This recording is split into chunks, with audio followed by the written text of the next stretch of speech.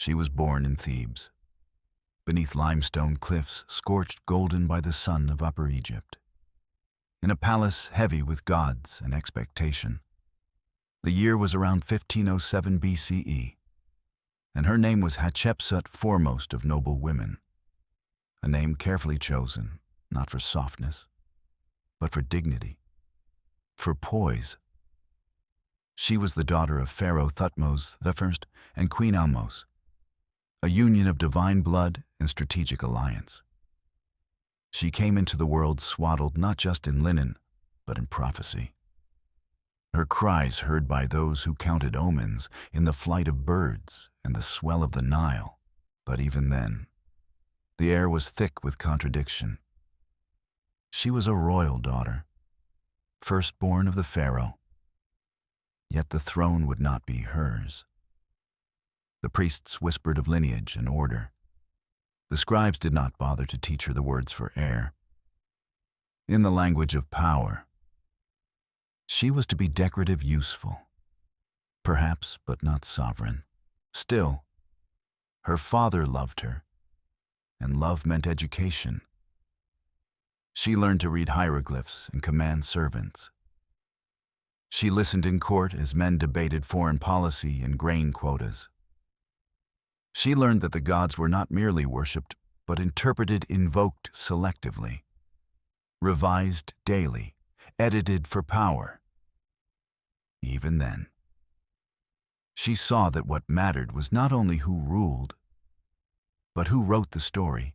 Her world shimmered with ceremony-painted corridors where gods bled gold, alabaster jars filled with scented oils from Nubia, musicians plucking the same strings played since the Old Kingdom.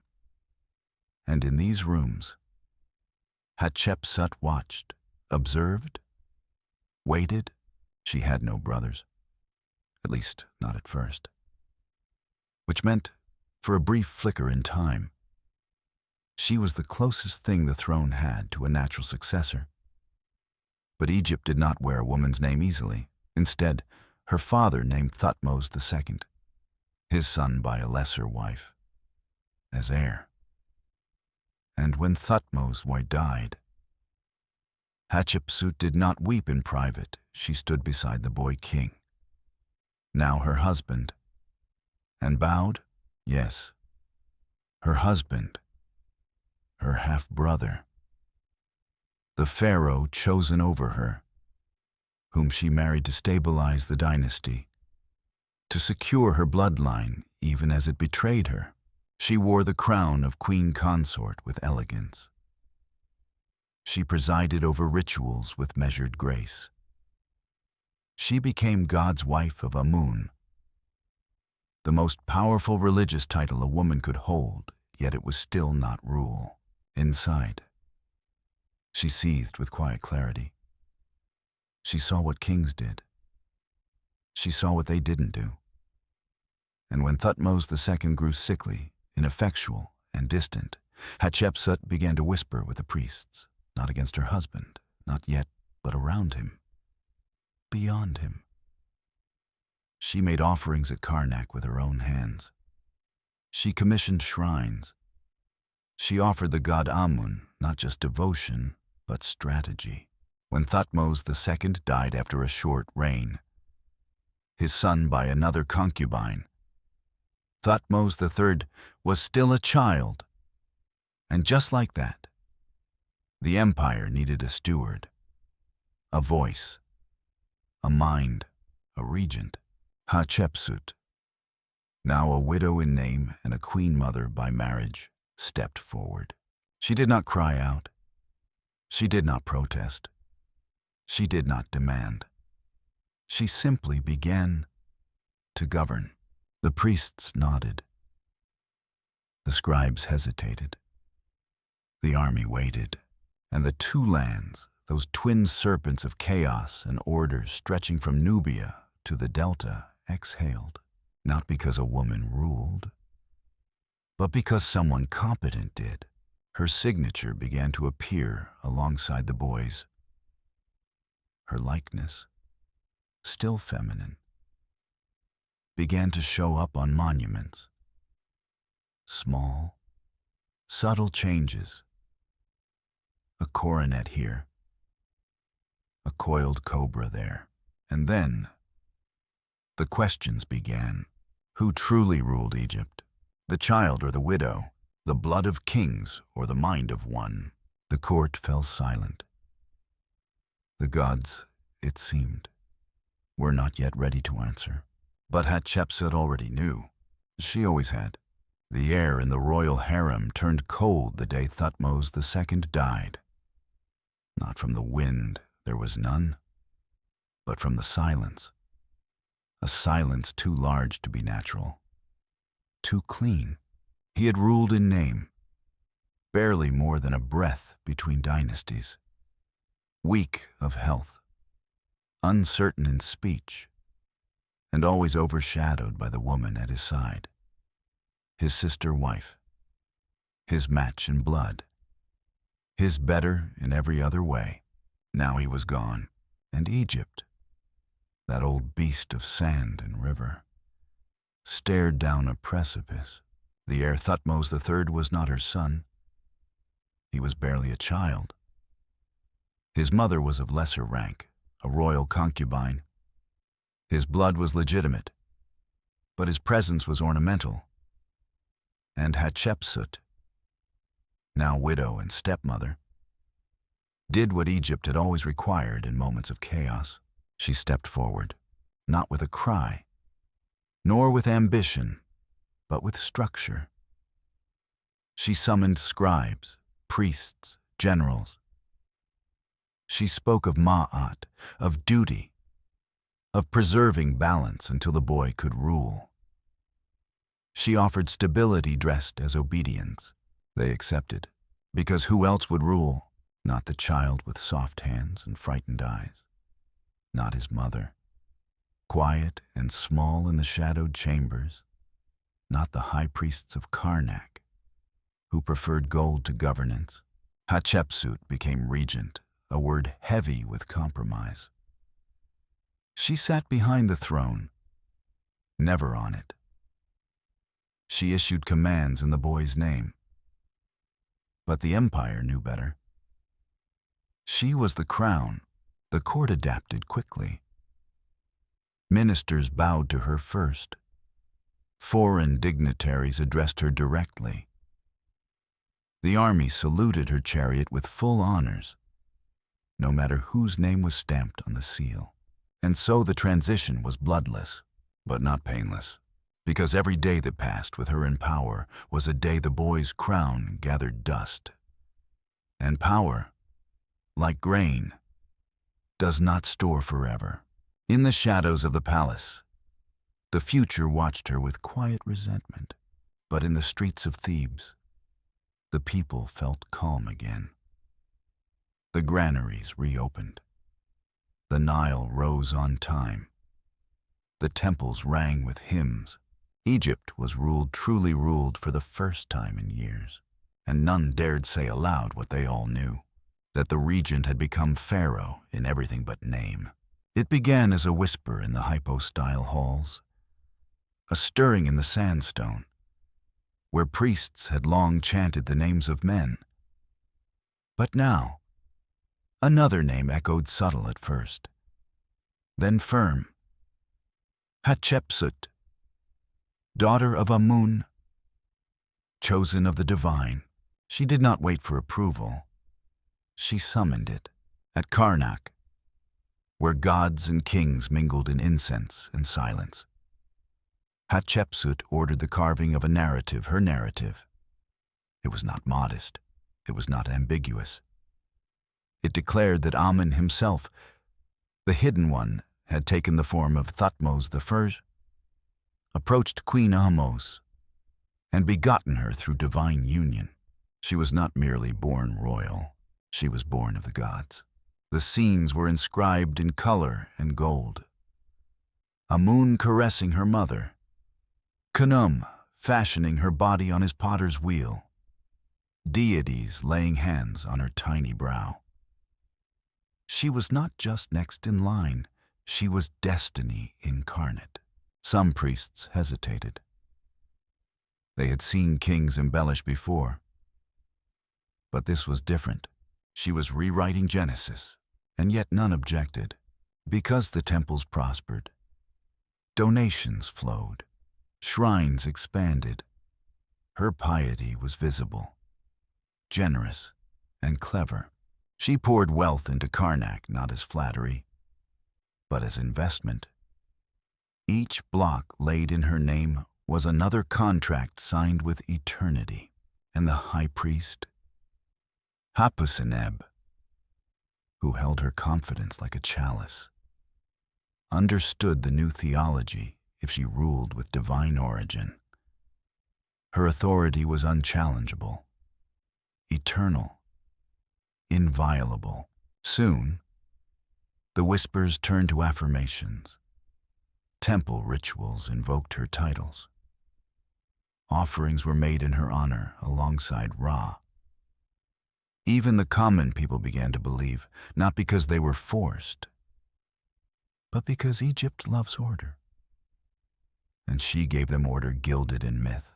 She walked barefoot into the sanctuaries, and the gods painted in lapis and fire welcomed her.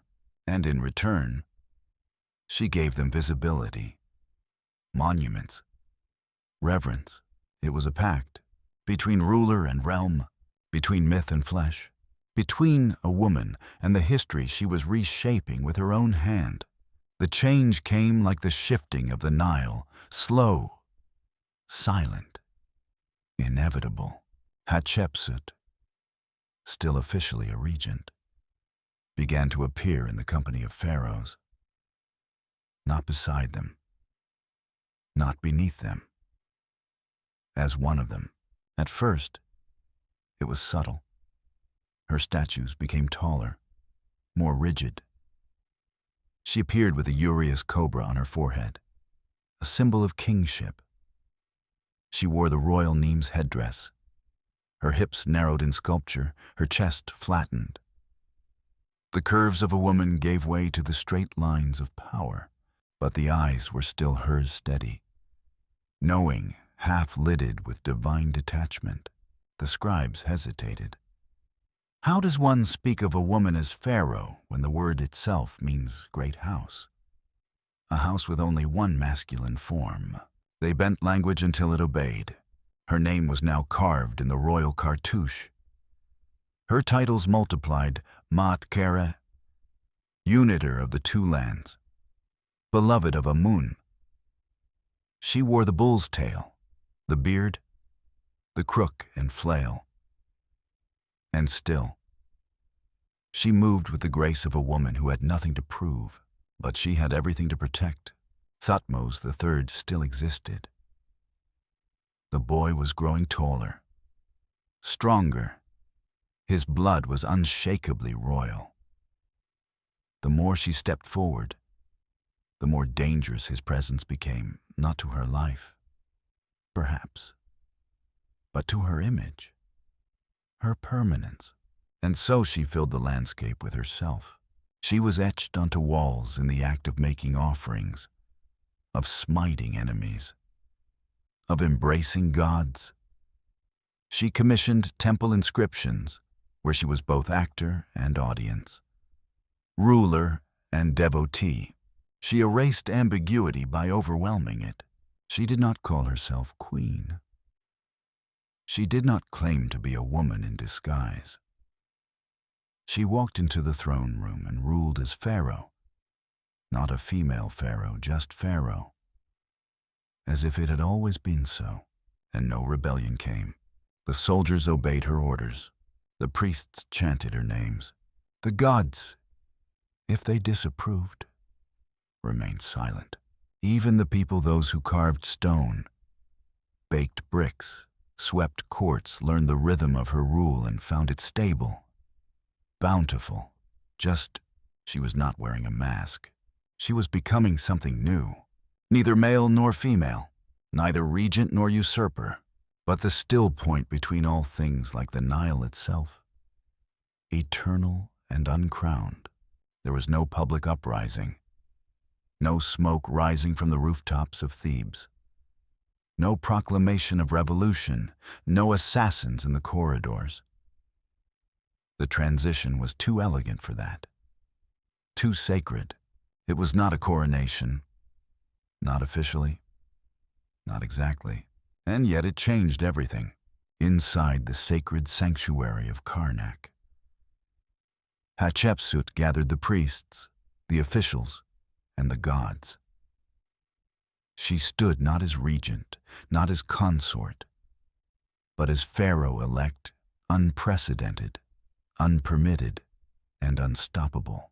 The rituals were conducted precisely. Oil touched her forehead. Incense filled the chamber. The high priest invoked the blessings of Amun-Ra, and the double crown of Egypt, Hedjet for Upper Egypt, Deshret for Lower, was placed upon her brow. 2 lands, 1 woman. Then came the final gesture, the false beard of kingship, a woven emblem of divine masculinity, worn by every pharaoh before her, and now by her. She did not flinch. She did not explain. She accepted the symbol with quiet finality.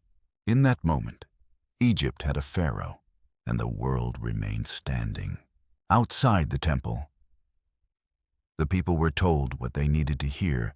Ma'at had been preserved. The gods had chosen stability. The kingdom would not fall to chaos. The child king, Thutmose III, would still be honored, but the throne now had a protector. A true protector. Hatshepsut's new titulary echoed across the land. Matkare truth is the soul of the sun god Ra. It was not modest. It was eternal. Her name began appearing on royal decrees with no co-signatures. Her cartouche sat alone. Her image, now fully pharaoh in regalia and title, replaced her father's in some places. In others, she appeared making offerings to herself as both sovereign and servant, and still no rebellion. Because she had made the impossible seem logical. The Nile still rose, the markets bustled, the temples expanded. The gods, if they disapproved, said nothing. Even Thutmose III, sidelined and silent, raised no objection. He waited, he watched, and Egypt bowed, not in confusion, but in relief. For who else had brought peace? Who else had honored the gods? Who else had dared rule without bloodshed? She had done what no man could, and had done it as no man ever would. A pharaoh's reign was judged not in years, but in stone. And Hatchepsut, born of Amun and shaped by exile, understood that stone spoke longer than blood, longer than rumor, longer than the jealous scribes who might one day try to forget her. So she built, not to impress, but to root herself in eternity. At Karnak, she raised the tallest obelisks Egypt had ever seen. Polished rose granite, hauled from the quarries of Aswan, gilded at their tips. So they caught the sun on and hurled it back toward the sky. Her cartouches carved deep, permanent, unforgiving, not on papyrus, on the sky itself. But her masterpiece was across the river, Deir el-Bahari. She chose the cliffs of the West Bank, where the dead dreamed in silence. There, she ordered a mortuary temple unlike any other 3 vast terraces. Colonnades lined with painted reliefs, ramps wide enough for a processional army. The cliffs embraced it like a secret. The desert wrapped it in hush. Here, Hatshepsut did not merely bury herself, she exalted herself. She had scenes carved of her divine birth, her coronation, her expedition to Punt. She stood equal with the gods as one of them, not beside them. Amun clasped her hand. Ra-Horakti offered her life. The reliefs bore no question marks. She was not hoping to be remembered. She was commanding it. Even the gods obeyed. Artists recorded her accomplishments not in war, but in wealth. Temples built, trees planted, incense imported.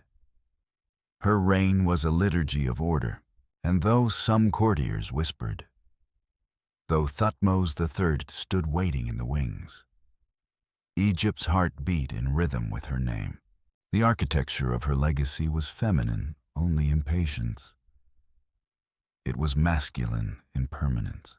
This was her defense against time, because paper burns, voices fade, but the sun rises every morning and touches only the tallest obelisks. There were 2 pharaohs on the scrolls, but only one in the world.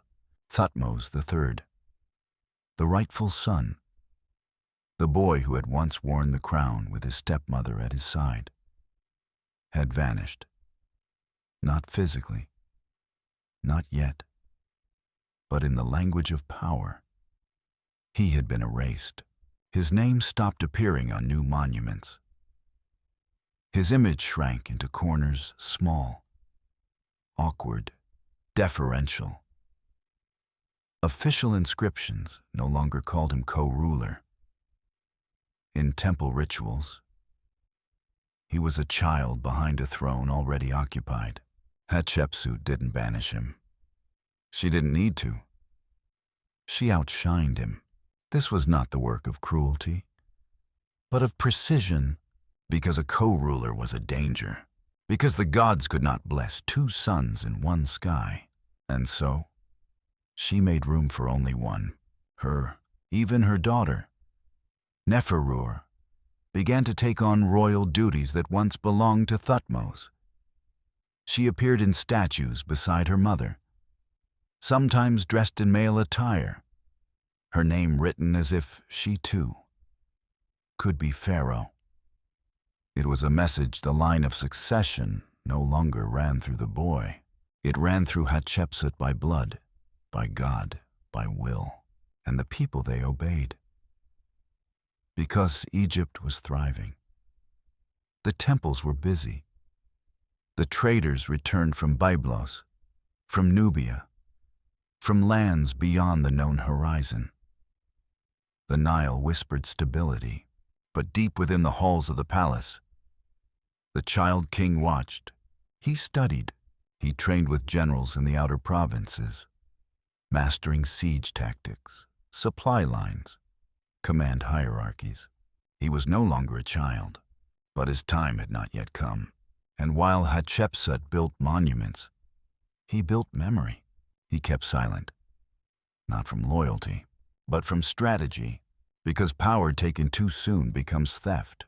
But power returned after betrayal, that becomes justice. In the twilight hours, by lamplight and silence, the scribes of Egypt hesitated. Their hands trembled, not from age, but from contradiction. Language was failing them. How does one inscribe a woman as Pharaoh when every word for he was carved in stone? How do you shape grammar around a body the gods had never prepared for kingship? There were no instructions. And so, they invented. Some carvings referred to Hatshepsut as His Majesty. Others tried to feminize the titles awkwardly, Lady of the Two Lands, she who is Pharaoh. Some combined masculine pronouns with feminine determinatives. Others abandoned consistency altogether, forcing the divine order of Ma'at into syntactic compromise. It was not rebellion, it was uncertainty, because Egypt's power was built on order linguistic, ritualistic, cosmic. And now, the words themselves were unraveling to keep up with a woman who would not yield. Some scribes carved her name deeply, with devotion. Others left it shallow, perhaps, hoping it might fade faster in the wind.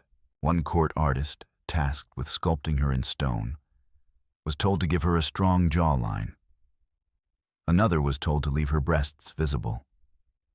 The contradictions piled up, and in their wake, a mythology was born Hatchepsut as king and queen, god and daughter, man in role, woman in truth. The people accepted the images. The temples accepted the titles.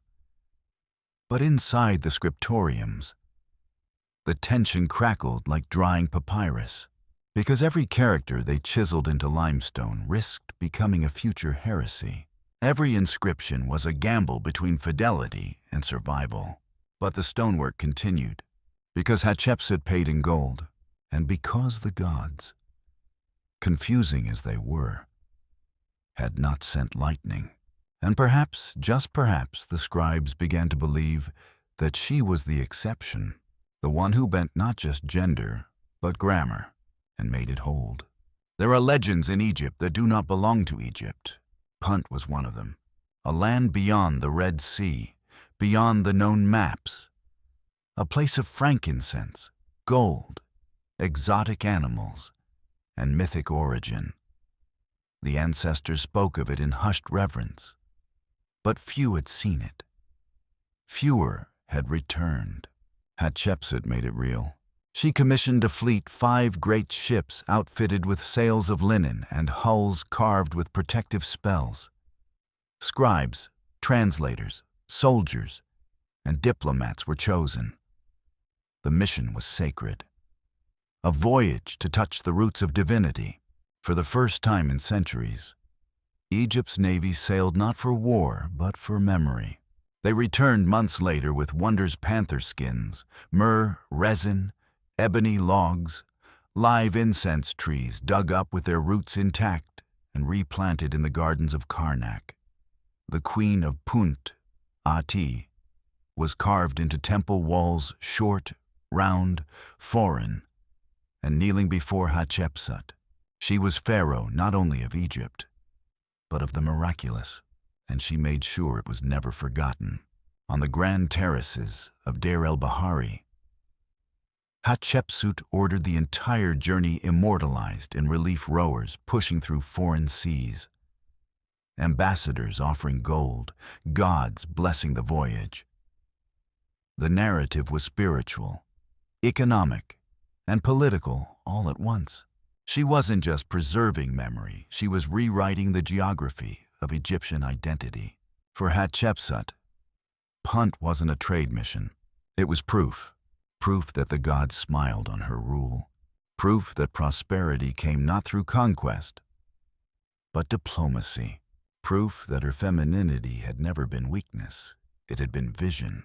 The incense from Punt filled the temples of Amun. Its aroma clung to the robes of priests. It wafted into the nose of every god she honored. Even the gods, it seemed, breathed her ambition.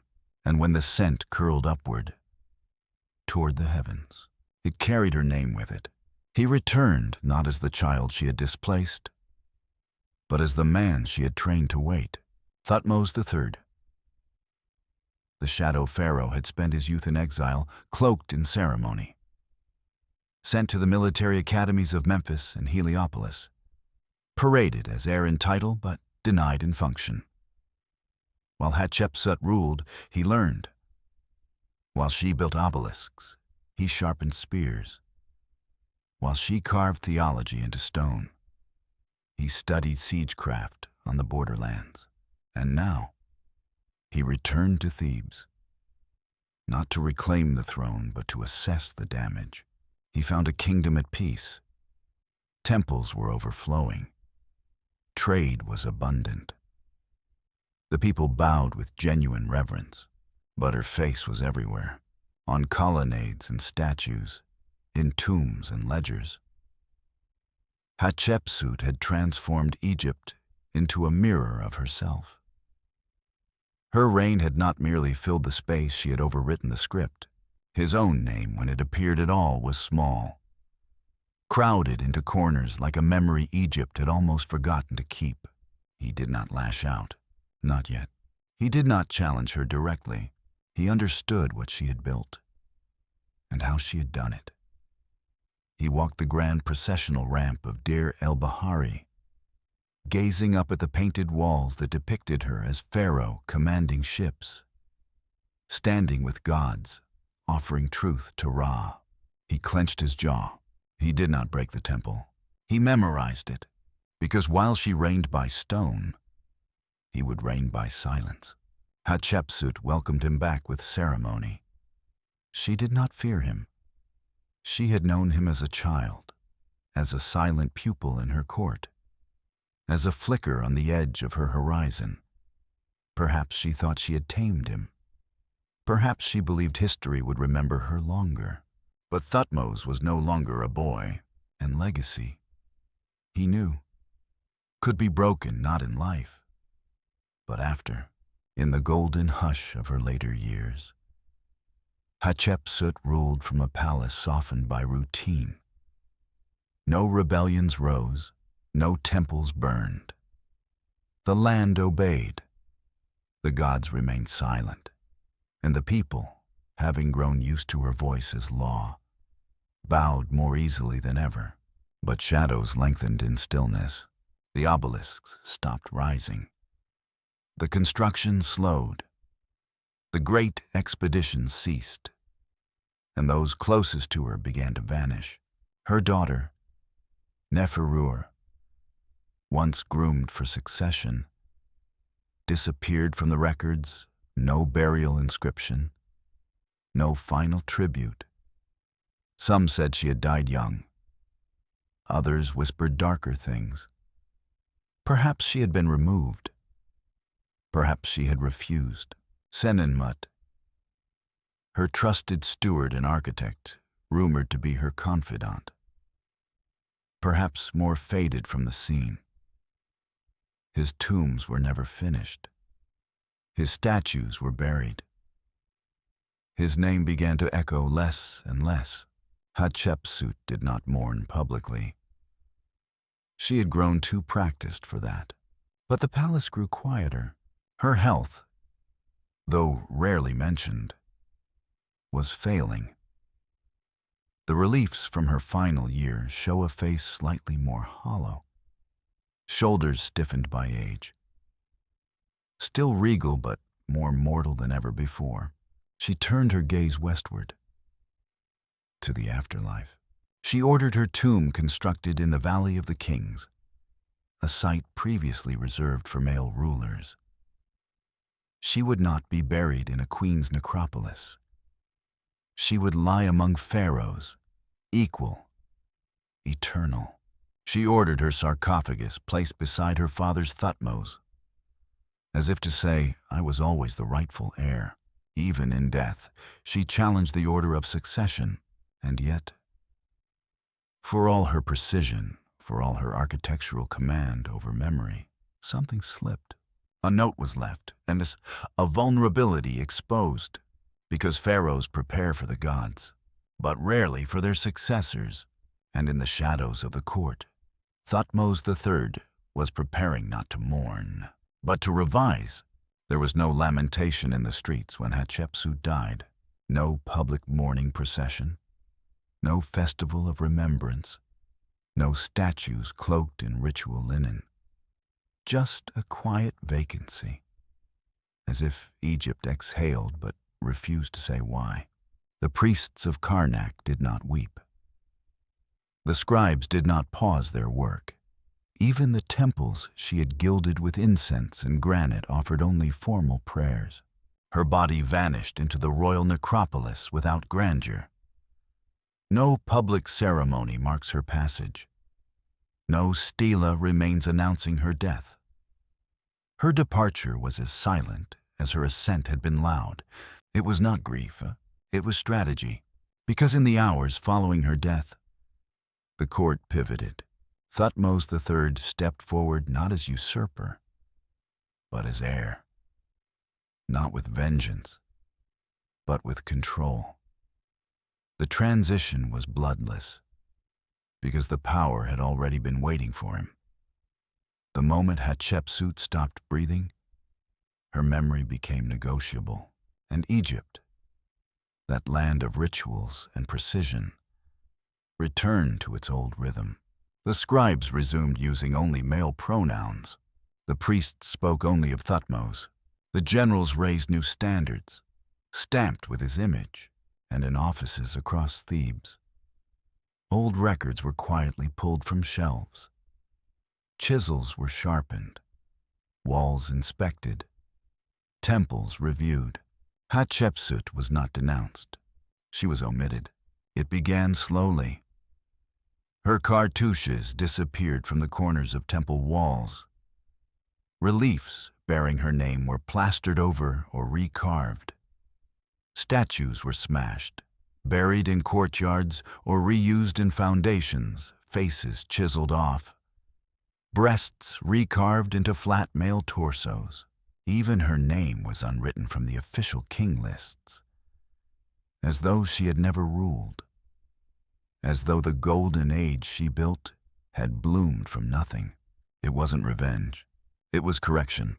Because Thutmose didn't want her body, he wanted her absence. And the kingdom, obedient as ever, began to forget. They came with chisels, not swords. Thutmose III had no need to spill blood.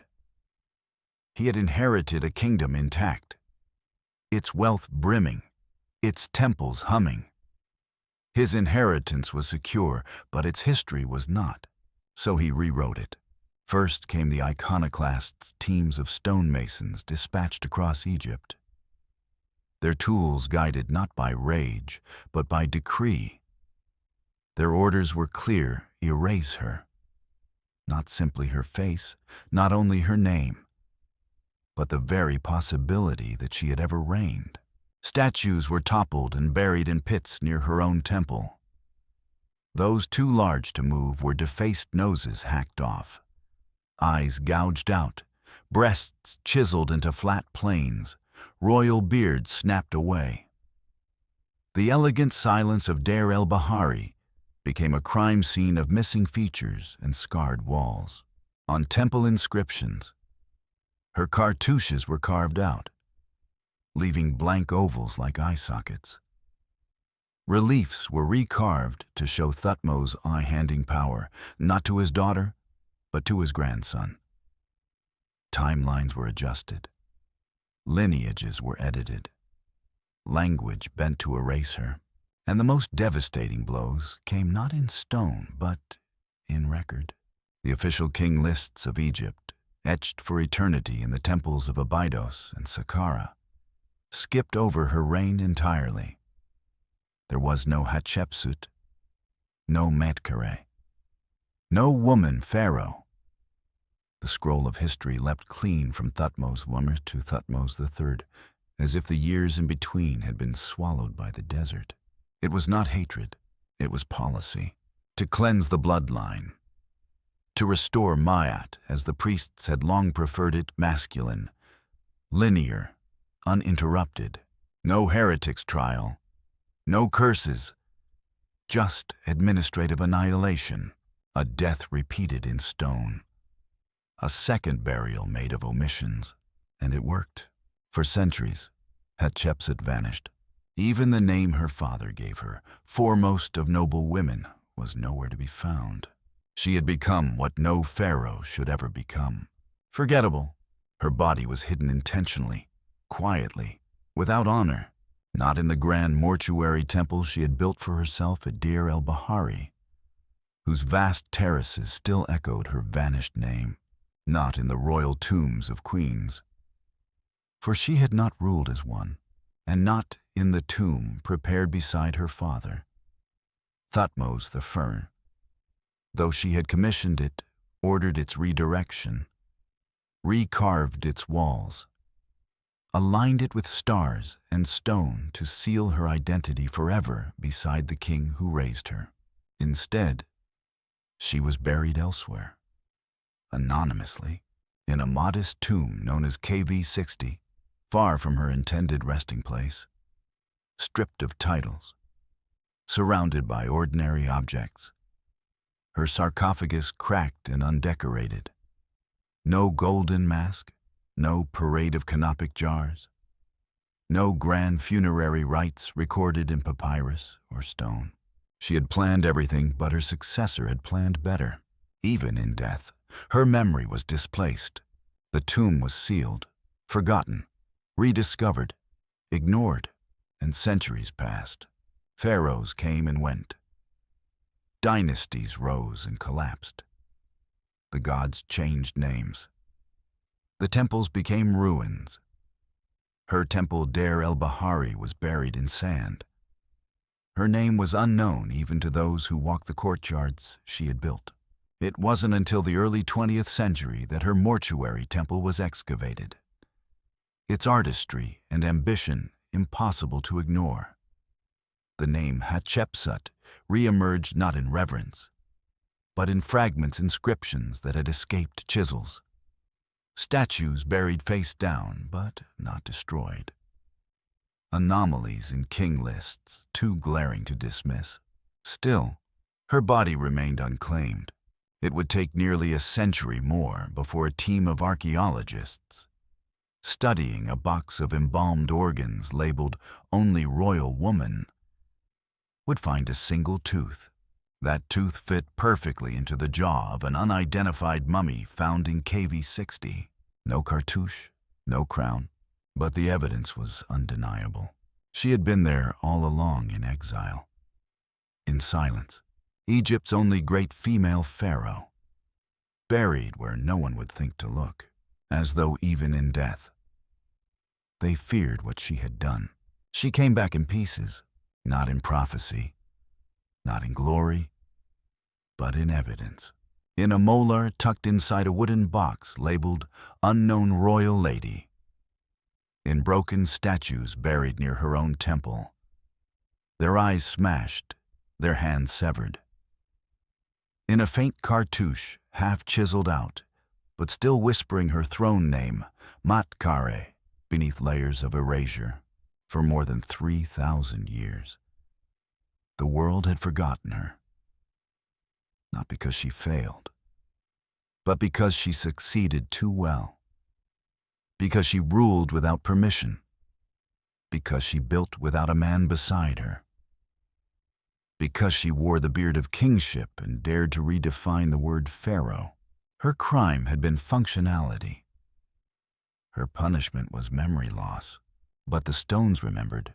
In the late 19th and 20th centuries, archaeologists returned to Deir el-Bahari, scraping sand from her terraces, studying the delicate carvings she had once commissioned. They found the story of the Punt expedition, of her coronation, of Amun's divine paternity scenes too complex to be dismissed, too elaborate to be propaganda alone. Still, her body eluded them. Until 2007, when a tooth led scientists to KV-60, to a mummy once dismissed too obese, too unadorned, too ordinary to have ruled an empire. But Hatchepsut was no ordinary woman. The DNA, the age, the embalming style, the missing tooth all aligned. And with that, history blinked. The erasure cracked, and the world was forced to remember what it had once tried so hard to forget.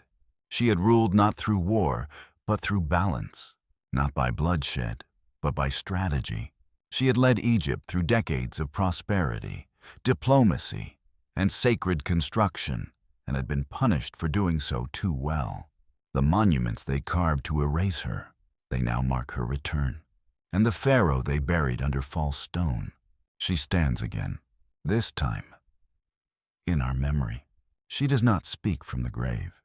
There are no final words etched in gold, no farewell hymn sung by priestesses, no weeping court collapsing beside her tomb. She is quiet, but the stones speak for her. In the wind-lashed silence of Deir el-Bahari, her temple still opens its arms to the cliffs, defiant and still. The ramps rise in perfect geometry. The colonnades catch morning light like breath returning to lungs long buried. Here, the memory of her reign is not declared, it is endured. Each broken statue, each chiseled face, each erased inscription is a record not of defeat, but of fear. Fear that she ruled too wisely, that she ruled without needing to become a man, that she was what Egypt had not yet learned to name sovereign without apology. Hatchepsut, the daughter who was more than a son, the regent who became Pharaoh, the king who had no word in her language. Time tried to scatter her, but it could not destroy her geometry. It could not unwrite the years of peace. The foreign trees she planted still stand in the sacred gardens. The scent of incense still lingers in the cracks of stone she touched. And now we remember, not through worship, not through myth, but through recovery. Each fragment rediscovered is a line from the story they tried to erase. Each whisper of her name is a restoration of balance. In a world still unsure how to reckon with powerful women, Hatshepsut remains a riddle. She ruled, she was erased, and still, she returned, not as vengeance, but as proof. Proof that the past is never truly lost, only waiting beneath dust, beneath silence, beneath stone, waiting to be heard again.